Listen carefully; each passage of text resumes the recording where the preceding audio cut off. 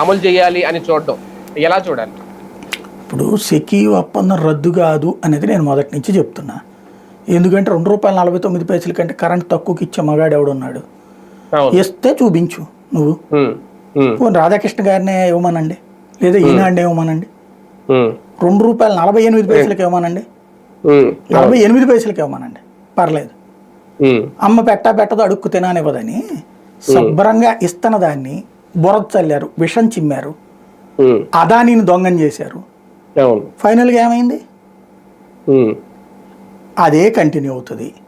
రెండోది అదానీతో ఏంటి సంబంధం? అది సెకీ అనేది సెకీకి అదాని ఇస్తాడు, దాంట్లో ట్రాన్స్పోర్టేషన్ ఖర్చులు కూడా లేకుండా ఇస్తామని అదే చెప్పింది.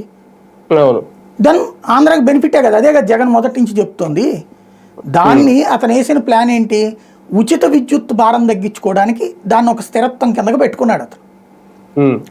అది వీళ్ళు పెంట చేసి వదిలిపెట్టారు. ఫైనల్గా ఇప్పుడు అది కంటిన్యూ అవుతుంది. ఇప్పుడు అట్లాగే ఈ అదానీని వదిలేస్తున్నారా వీళ్ళు, అంబానీని వదిలేస్తున్నారా వీళ్ళు.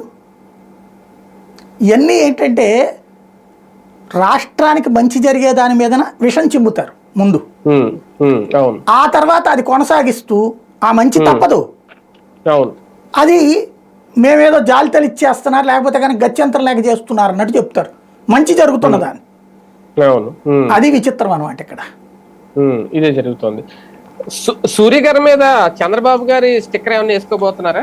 లేదు, పిఎం సూర్య గారు అని అన్నారుగా.